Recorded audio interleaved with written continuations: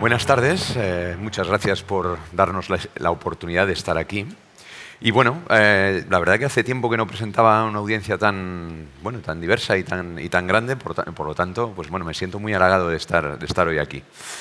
Yo vengo en representación de Proceso Digital de Audio. Nosotros somos una empresa que algunos nos conoceréis y luego presentaré un poquito más, pero que yo por lo menos siempre que he hecho presentaciones al público me gusta comenzar con esta diapositiva, porque nosotros o se nos conoce en el mundo del audio profesional porque fabricamos limitadores de sonido. Entonces cada vez que me ven aparecer dicen, vaya, aquí está el del ruido, que viene no a molestar, pero sí a cortarnos la diversión. Entonces, bueno, para tratar de romper un poco el hielo y decir, no, nosotros no venimos aquí a controlar o a romper las ganas de pasarlo bien que pueda tener la gente. Y por eso esta imagen me gusta mucho. Un niño con baquetas, pues es, una imagen muy potente, ¿no? El niño quiere jugar con sus baquetas, pasarlo bien, hacer ruido. Y yo no puedo evitar, no tengo que evitar que ese niño lo pase bien. Le puedo dar alguna herramienta que haga que eso haga menos ruido. A lo mejor cambiarle por unas baquetas de goma o hacer, que siga pasándolo bien, pero sin molestar o sin afectar demasiado en su entorno. Y es algo que durante toda nuestra existencia como empresa hemos ido haciendo. Pero bueno, para ir cogiendo un poco de velocidad en la presentación y demás, me gusta empezar aquí la parte sensacionalista del ruido, porque el ruido es algo que ha estado con nosotros toda la vida. El ruido es algo que está asociado al hecho de que haya actividad. Y dentro del mundo de los contaminantes es algo que, no es que esté de moda, pero que en los últimos años ha ido ganando relevancia. Posiblemente tenga que ver con el hecho de que la sociedad ha ido ganando confort y ha ido solucionando problemas que, digamos, enmascaraban el ruido. El ruido estaba ahí, pero verdaderamente no molestaba. Y como buen contaminante, pues si quieres contar una noticia de algo que no se ve o que no se siente, tienes que darle un poquito de color. Entonces, como veis, estos son algunos recortes de periódico que tenemos por ahí, que cada vez que se habla de ruido, para que alguien se lo lea, tienes que poner que el ruido mata. Y no es verdad, claro, evidentemente no es verdad. El ruido no tiene un cuchillo que va matando, pero sí que es cierto que nos va mortificando poquito a poco, va apretando nuestras tuercas y cuando queremos descansar no nos permite descansar o cuando queremos concentrarnos no nos deja. Y eso genera estrés y el estrés tampoco mata, pero sí que es un elemento que agrava un montón de patologías. Incluso nos estamos tomando tan en serio el ruido que ya empezamos a considerar cómo afecta a los animales que viven con nosotros. De hecho, seguramente hayáis visto que cada vez se habla más de espectáculos pirotécnicos controlados que no hagan tanto ruido para no molestar a perros, a gatos, etc. Entonces, creo que estamos empezando, que el mensaje dramático del ruido mata está empezando a hacer efecto. Y como os decía, el ruido es algo que, no voy a entrar en la definición académica del ruido, es algo que está ahí, se llama, si vais a la definición, efectivamente dice que es todo sonido no deseado, algo que yo no quiero escuchar en ese momento. Pero es algo que está ahí. El hecho de vivir, esta mañana lo podíamos ver, esto estaba lleno de gente y había bullicio y algarabía, gente preguntando, moviéndose, y no creo que a nadie le molestara. O sea, posiblemente esa gente estaba aquí dando vidilla a los stands o jugando en el juego de realidad virtual. Es decir, el ruido es algo que está ahí y que es intrínseco al hecho de tener seres humanos pululando por ahí. Entonces, pues como todo contaminante y todo elemento que puede ser molesto, hay que buscar la forma de rebajar el impacto que tiene. Eso solo se puede hacer con conocimiento, con herramientas y buscando mecanismos de gestión. Os he mostrado aquí unas gráficas, he puesto aquí unas gráficas que no pretenden demostrar nada, no son comparativas ni nada por el estilo, pero es un ejemplo que por lo menos mucha gente que no estaba concienciada con lo que era el ruido en su entorno se empezó a dar cuenta en el famoso encierro que nos hicieron en el año 2020.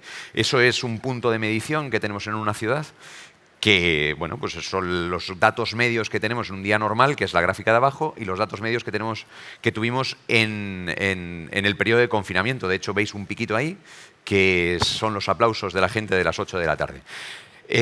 Lo que queremos mostrar con esto es que el hecho de que las ciudades bajen de intensidad hacen que el ruido que estamos produciendo por el hecho de vivir en ellas disminuya. Entonces, no podemos acabar con él. El silencio absoluto, estando en un entorno donde haya seres humanos o donde haya habitantes, no no podemos acabar con él.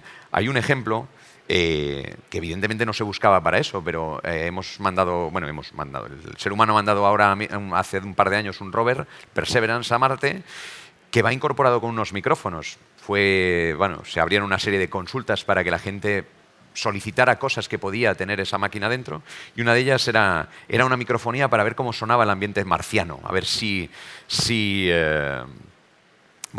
podíamos ver algo o tratar de entender un poco más cómo funcionaba la atmósfera de Marte gracias a sus sonidos. Esos sonidos se pueden descargar y es realmente desolador. El absoluto silencio. El absoluto silencio no. Es el taca, taca, taca de un sistema de ventilación o de refrigeración que tiene el propio rover. Pero no se oye absolutamente nada más. Entonces, por eso, nosotros cuando hablamos de ruido o de control de ruido nunca hablamos de eliminar el ruido, porque eso es algo que nunca es una buena solución. Entonces, después de todo este ratito que llevo aquí unos minutillos hablando sin decir gran cosa, os presento PD Audio. PD Audio es una empresa que nació hace 30 años en Burgos. Nos dedicamos a hacer herramientas de control y gestión del ruido ambiental. Todo lo hacemos bajo la marca EQDAP y nos dedicamos a desarrollar, comercializar y fabricar nuestros propios equipos.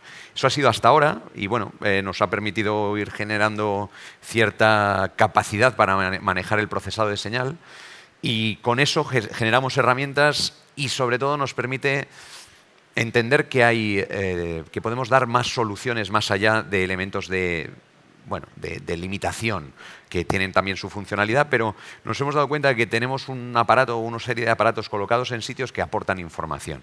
Y esa información es por lo que decidimos llamar esa charla. Vamos a intentar mostraros qué información existe por ahí. Y el reto de hoy es, yo no lo voy a conseguir, pero me gustaría que os fuerais pensando qué se puede hacer con toda esa información. Pero además, y el motivo principal por el que estamos aquí, no es venir aquí a hablaros de limitadores. Como os decía, durante años hemos desarrollado nuestros propios productos, pero este año, y en base a una serie de consultas que hemos obtenido de un montón de clientes, hemos decidido establecer esta colaboración con una empresa danesa que tiene en el mercado esta solución que se llama Ten-Easy. Ten-Easy es un estándar de monitorización para grandes eventos, auditorios, conciertos, etc. Y que hasta ahora en España no tiene una gran penetración. Sí que es verdad que han estado comercializando a través de otra línea de distribución, pero que a día de hoy no tenían a nadie. Y nosotros hemos llamado a su puerta porque, como digo, hemos recibido ya un montón de consultas de, oye, ¿podéis con vuestros limitadores entregar una serie de datos que nos están pidiendo el ayuntamiento de tal sitio, de tal otro? Y en este caso dijimos, cuidado, que nos están pidiendo algo que nosotros a lo mejor no sabemos hacer. Nosotros estamos metidos en nuestra cueva, en los locales, la instalación, pero no estamos en el gran evento. Cuando me hablan de grandes eventos, digo, aquí estamos jugando en primera división y no sé si tenemos equipo para hacer eso. Entonces, establecimos conversaciones con ellos y hoy es el día de oficializar esa relación. Ten-Easy, como dicen ellos, es una herramienta que está creada por ingenieros de sonido para ingenieros de sonido. Y veremos por qué creemos que puede ser o que es una oportunidad que se va a presentar, por lo menos para nosotros como distribuidores. Y vosotros quizás diréis, ¿y por qué estos que se dedican a controlar y a penalizar el ruido, qué hacen aquí? Entonces, aquí entramos en el meollo de la cuestión. ¿Por qué hay que controlar el ruido? Nosotros hemos detectado 3 puntos. No es que seguramente haya muchos más, pero cuando vas leyendo documentación relacionada con el control del nivel de presión sonora en eventos y demás, siempre relacionan estos 3 puntos que nosotros enumeramos aquí. Hay un marco legal, ese no lo vamos a poder eliminar. Además, es un marco legal que en Europa se ha ido conduciendo a través de una directiva que se publicó en el año 2003 y que los diferentes países han ido desarrollando. De esa directiva, en España salió el Real Decreto, el 1367, donde se establece, y por eso lo saco aquí, el nivel de ruido que hay o que debería medirse o que debería haber como nivel equivalente de un periodo por el hecho de ser un uso residencial, hospitalario, etc. Esto que os estoy contando, ahora no, pero es posible que algún día digan, cuidado, que estás poniendo un gran concierto en una zona residencial y eso tiene unos límites y unos problemas. Y el otro marco normativo, marco de niveles que define este Real Decreto son los niveles que se pueden medir dentro de viviendas, actividades, negocios, etcétera, por el hecho de que exista una actividad al lado. Y claro, y aquí hablamos de, por ejemplo, por la noche 25 decibelios en un dormitorio, que puede ser mucho o poco regular, todo depende de otros condicionantes. Pero bueno, el hecho es que no puede haber más de 25 decibelios en el dormitorio. Esa es la parte legal, lo que hay que cumplir y que veremos que no... Bueno, en España no se está cumpliendo. O sea, en la parte de grandes eventos hay una discrepancia en aplicación de normativas que entiendo que se irá ordenando. Está la parte de percepción del usuario. O sea, yo no he organizado nunca un evento, no me puedo poner en la piel del que organiza un evento, ni el que diseña todo el escenario, ni el que diseña el equipo de sonido. Pero bueno, siempre hay una búsqueda del confort o de las ganas de disfrutar por parte del usuario, lo que estamos llamando aquí la percepción del usuario. El usuario siempre va a valorar que se sienta a gusto en el sitio. Posiblemente la música le da igual, el volumen posiblemente también. De hecho, como digo, he estado leyendo mucha documentación estos días y me he encontrado que en encuestas se habla de que los usuarios perciben el habérselo pasado bien no por la calidad de la música ni por lo bien que suene, sino porque, por ejemplo, como había tanto volumen, podían hablar con el de al lado sin que nadie le escuchara, le enmascaraba sus conversaciones. Y había otros que, bueno, su intención no era ir a un festival a escuchar música, sería otra. Y como se tenían que acercar mucho para hablar con la otra persona, pues bueno, ya entablaban una relación un poco más personal, digamos. Evidentemente la duración del evento es un condicionante importante y luego las ganas que tenga de pasárselo bien esa persona. Y luego está el tercero, que es el tercer punto, que es bastante importante, que está relacionado con el éxito del evento. Volvemos otra vez aquí, hay parámetros medibles, hay alguien que arriesga su dinero por montar un festival y tiene que obtener un retorno. Ese retorno se tiene que poder medir y, sobre todo, lo que busca es que la gente quiera volver. Entonces, esa experiencia tiene que ser buena y que se engloba con todas las partes del espectáculo, desde la calidad de las bandas a la calidad del sonido, cómo suene, el volumen al que está y, evidentemente, la iluminación y todos los accesorios que queramos tener ahí.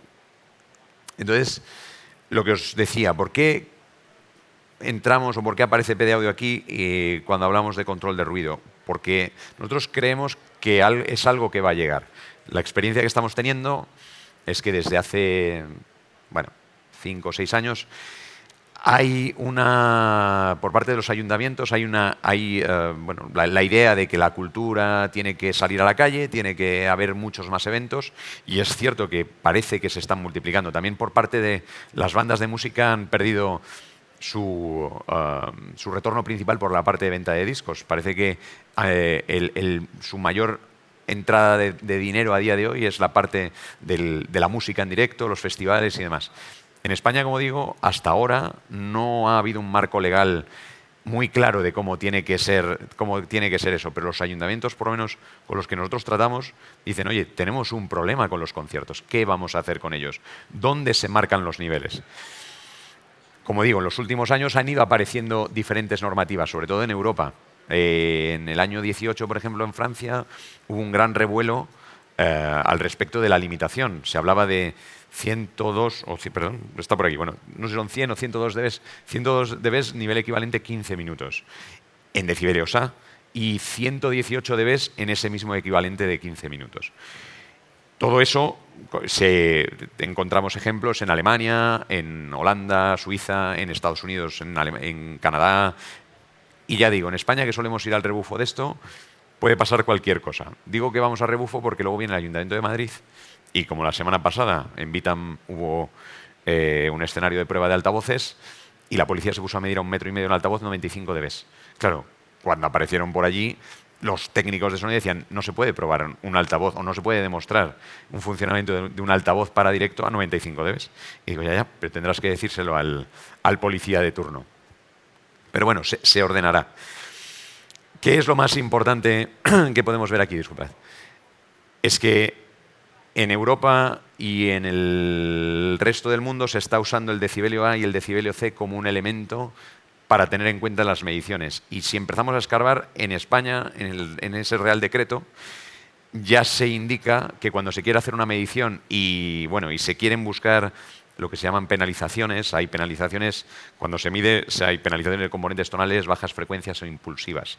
En música no vamos a tener impulsivas prácticamente, ni vamos a tener a priori tampoco componentes tonales, pero sí bajas frecuencias.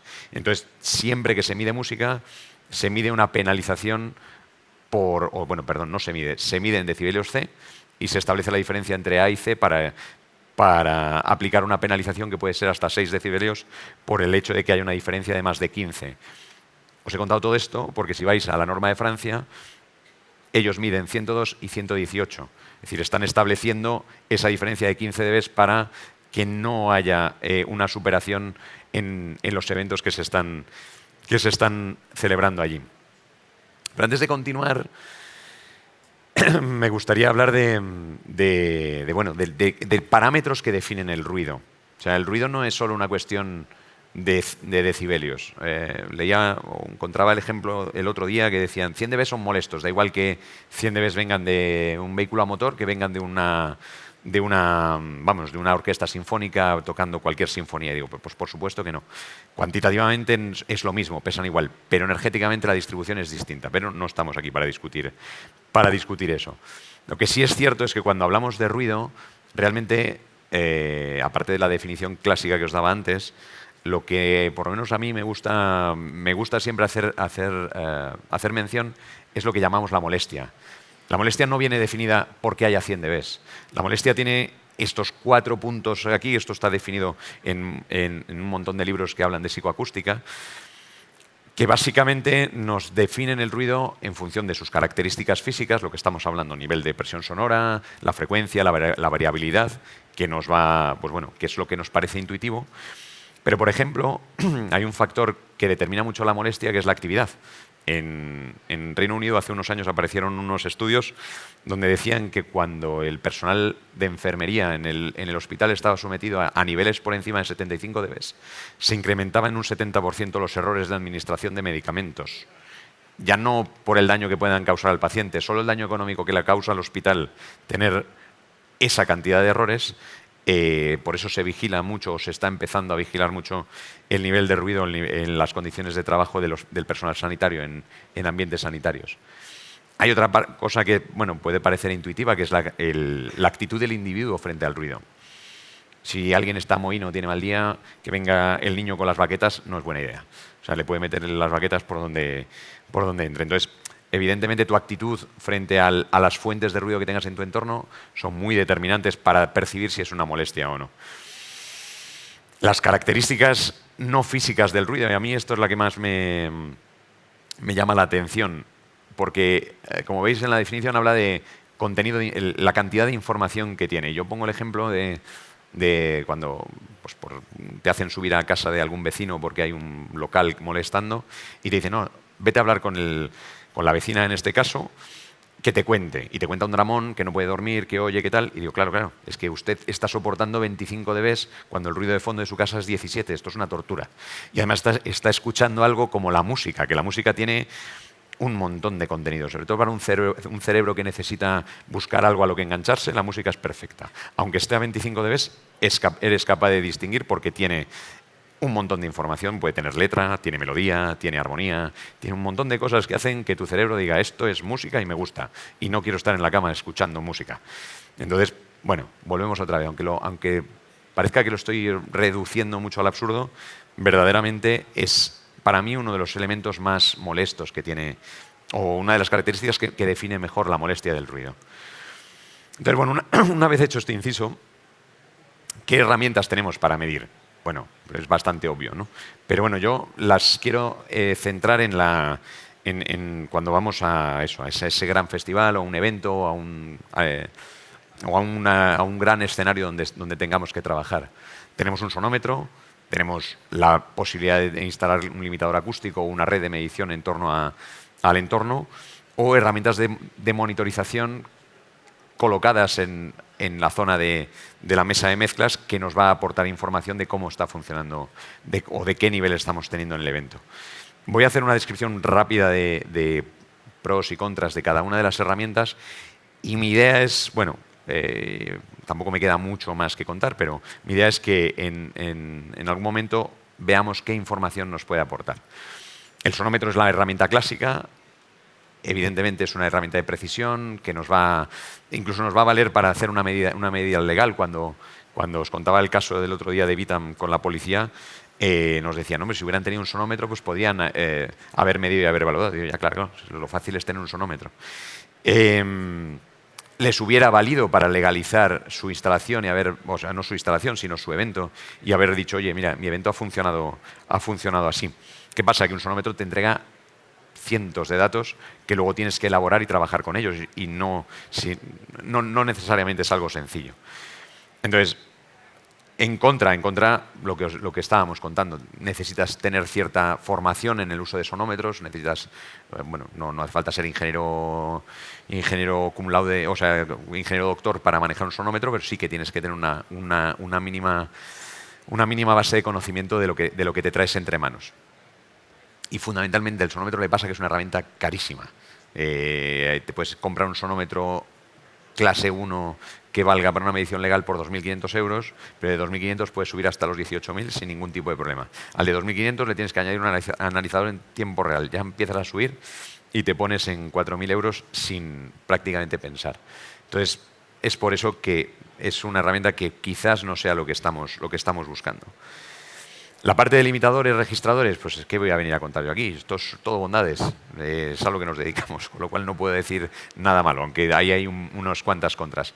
¿Dónde está la ventaja de un limitador? Pues que básicamente es lo que te pide la ley. Normalmente en cualquier normativa en España te dicen que si quieres tener una actividad musical tienes que tener un limitador, registrador.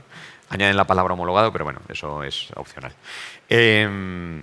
¿Qué te permite tener el limitador? El limitador que básicamente no vas a superar en ningún caso el volumen marcado en el máximo, y que sí que es cierto que los limitadores de hace 30 años eran bastante a pedal, y ahora ya empiezan a tener una tecnología bastante interesante que podría permitir encajarlo en un equipo de directo sin que nadie protestara demasiado. De hecho, nosotros tenemos experiencias de haber limitado... Bueno, no, de que nuestro limitador estuviera en el rack de algún concierto y en principio que nadie protestara mucho. ¿Por qué hablo de protestar y entro directamente con los en contras? Nadie que esté controlando un evento o un gran concierto o que ponga un equipo de directo quiere que nada ajeno a él esté manejando su equipo de música. Son, digamos, que herramientas invasivas. Y antes sonreía un poco cuando decía nuestro equipo ha estado pinchado. Sí, puede estar pinchado, pero seguro que la música que está sonando en el evento no es la que está pasando por el limitador. Entonces, bueno, digamos que si yo quiero controlar verdaderamente todo el evento, tendría que colocar un equipo o un limitador por cada envío que tenga en la mesa, cosa que hace absolutamente inviable el sistema. Y luego, por último... Lo que os traemos aquí a colación son las monitorizaciones de cabina. En este caso nos centramos en Tenisi, que es esta herramienta que os estábamos presentando antes, porque nos va a aportar información de lo que está sucediendo. Como decía antes, ellos presumen de ser una herramienta creada por ingenieros de sonido para ingenieros de sonido. Entonces me va a mostrar de una forma amigable los niveles de presión sonora que estamos teniendo ahí, y sobre todo me va a dar el control de la dinámica del concierto. ¿Qué problema puede tener Tenisi? En Tenisi, cualquier herramienta, siempre va a haber un problema. El problema fundamental de este tipo de herramientas es que solo puedo colocar el micrófono y no lo puedo colocar realmente donde está el mayor foco de molestia, que puede ser en medio del público. Lo tengo que poner a mi lado, donde nadie me lo tire y nadie me lo rompa. Puedo hacer una calibración del equipo o del sistema en base a ese punto, pero bueno, podría darnos algún error. Pero bueno, lo que queremos es, lo que digo, saber que estamos trabajando a unos niveles que son los que nos está pidiendo la normativa. Cuando hablo de que en contra tenemos el problema del coste, es que no sabemos por qué, pero siempre que se habla de este tipo de herramientas viene alguien y dice, ¿y esto cuánto cuesta? Y dices, bueno, pues esto cuesta lo que cueste, pero es una herramienta, es un micro de alta sensibilidad, con una tarjeta adquisidora de datos de alta sensibilidad, un software, una tarjeta de datos que se conecta a un ordenador y un software diseñado específico para esto y, sobre todo, una herramienta de registro de niveles absolutamente trazable y que puede valernos para entregar a un ayuntamiento. Yo creo que el retorno de la inversión que podemos obtener por un sistema de estos tampoco debería ser un impedimento. Entonces, bueno, para ir acabando, que estoy aquí yendo a toda máquina,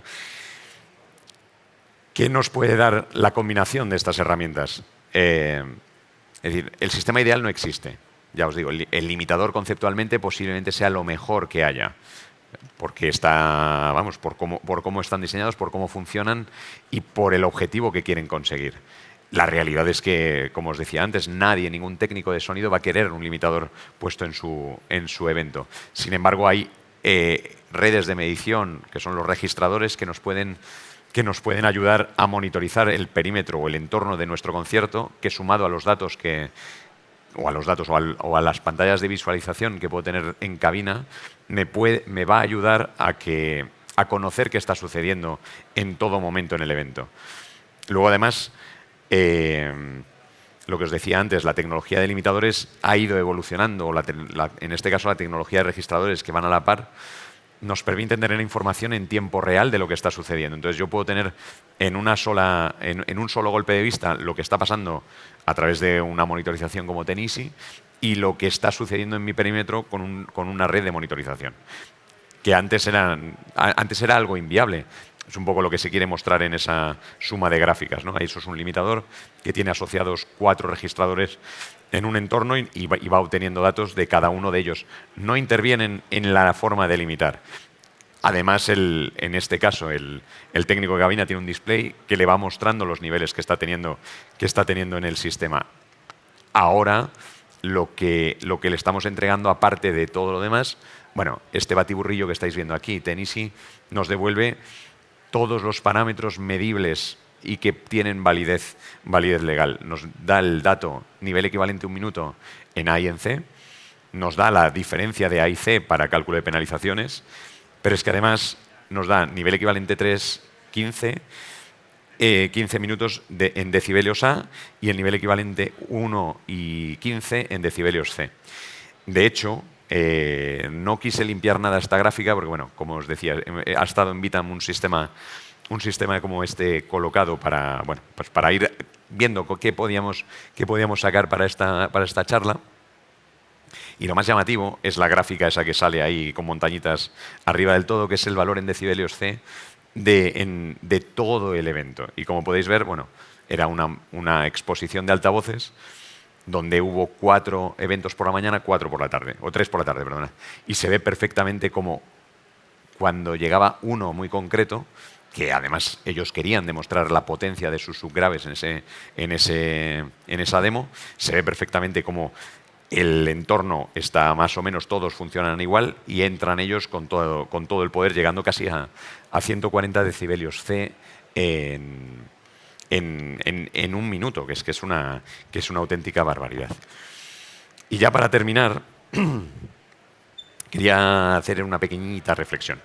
Y es que, es decir, todas las normativas que existen nunca se hacen pensando posiblemente en el profesional de sonido o en el de audio. Siempre buscan cumplir con ciertos estándares. En este caso, los estándares vienen por parte de la Organización Mundial de la Salud, que habla de una serie de niveles a los que se puede exponer a una persona durante un tiempo determinado, y en base a eso las normativas empiezan a inventar lo que consideran que es más adecuado a la cultura de cada país.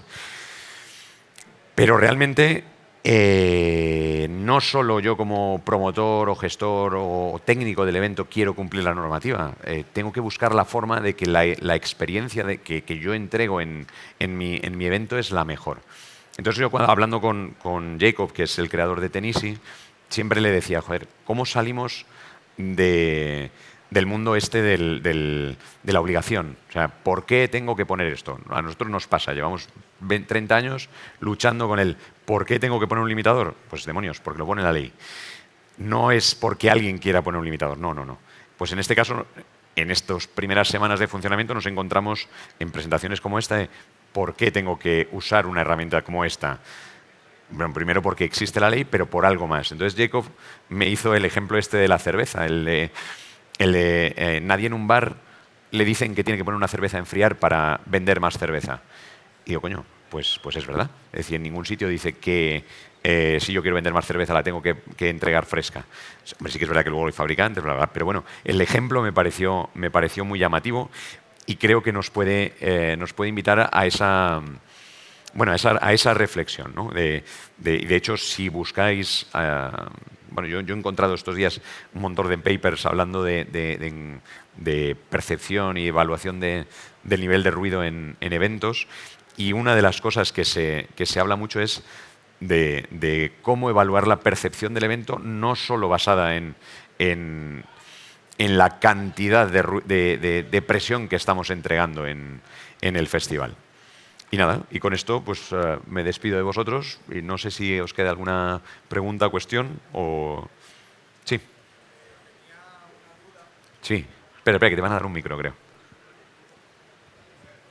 Que tenía una duda, porque como bien has dicho, en España hay muchas veces que no se respeta ese rango de decibelios, ¿no? De dBA. Y entonces con Tenisi sí es verdad que podemos ver y regular los dBA a 102. Sí. Pero igualmente, si estás en una zona urbana haciendo tu concierto, un festival o lo que sea, siguen siendo unos decibelios en los que creo que cualquier persona se puede quejar. ¿Me explico? Perfectamente. Claro, si de verdad quieres que no, supongo, que no suene, A ver, que nos moleste, entre comillas. A ver, o sea, esto no va... para evitar la molestia, o te llevas el festival fuera, o sea, no lo puedes hacer en un núcleo urbano. De hecho, un problema que tenemos en España a día de hoy es que el ocio está insertado dentro de la ciudad. Es decir, bueno, de hecho nosotros existimos porque los aislamientos acústicos no es que no sean buenos, son perfectos, pero nuestra tecnología lo que hace es acondicionar la cantidad de emisión sonora al aislamiento que hay en el local. El problema que tienes en la calle es todavía peor, no existe ese aislamiento. Entonces tienes que buscar métodos de parar eso. Alguien que va a un concierto no quiere escuchar música ambiente. Entonces, ¿cómo combinas esa historia? Digamos que no es problema del técnico, es problema del técnico municipal que tiene que calibrar hasta dónde se puede pasar. En Barcelona, por ejemplo, lo que se está haciendo es establecer un nivel durante 15 minutos basado en el impacto que va a tener ese evento sobre una fachada. Se usan softwares de modelización, se modeliza el evento, se calcula cuánto va a incrementar el nivel de presión sonora en la fachada y se exige que haya un elemento de control, sea un limitador, sea un sonómetro, sea lo que sea. Pero si son 60 dB en fachada, alguien tiene que hacer ese estudio de cuál es la emisión en todo el evento para que no se superen esos 60 dB. Entonces, o sea, la molestia siempre va a existir. O sea, el vecino, digamos que no va a no oír esto nunca. Al vecino también hay una parte de concienciación de decir, oye, no puedes negarte por sistema a todas estas historias. Lo que no puedo es, como municipio, poner todos los días una banda a tocar música delante de tu casa. Entonces, bueno, es un juego bastante más complejo que llegar y decir, pongo un micrófono, mido 100 dB y no hay problemas. No. Mi parte es que no supere los 100 dB y que ponga las herramientas necesarias para no superar esos 100 dB. Entonces, ya digo, nosotros con los limitadores creíamos que lo podíamos hacer, pero la realidad es que no. O sea, yo, contaba ahora una anécdota que la primera vez que yo oí que se ponía un limitador en un festival fue a través de Fluge, que iban a poner un limitador en Sevilla en un concierto de Rafael. Y digo, ¿estáis de broma? Y sí, nos han pedido el ayuntamiento que pongamos un limitador. Y el limitador estaba allí puesto. Ahora, el concierto de Rafael no pasó por el limitador. Sí que es verdad que ese limitador llevaba un display y, bueno, y de alguna forma el que estaba en el dijo, bueno, pues no voy a pasarme mucho. Y estuvo más o menos controlado. Bueno, esto es un paso más. O sea, ya no es un display pequeñito, no. Esto ya te da un montón de parámetros y ya te dice cómo estás funcionando. A mí lo que siempre me llamó mucho la atención de Tenisi, si os habéis fijado, tiene unas barritas verdes que van girando de verde a rojo en función de lo que te estás aproximando al nivel máximo. De hecho, no he entrado en ello, pero hay leyes que hablan de nivel equivalente 60 minutos y otras que hablan de nivel equivalente 15 minutos. Se está tendiendo al nivel equivalente 15 minutos porque si yo pongo nivel equivalente de 1 hora y tengo 2 eventos de 30 minutos, el primero se puede comer los 100 dBs. Entonces, el segundo tiene que trabajar sin equipo de sonido. Entonces, se va reduciendo a 15 minutos para que, bueno, de alguna manera esté restringido, esté controlado 3 canciones o 2 canciones y un descanso, y las barritas verdes o rojas te van diciendo, oye, puedes subir más o ya tienes que ir bajando porque vas a superar el nivel y vas a tener un problema. Muchas gracias. Nada, a vosotros. Gracias.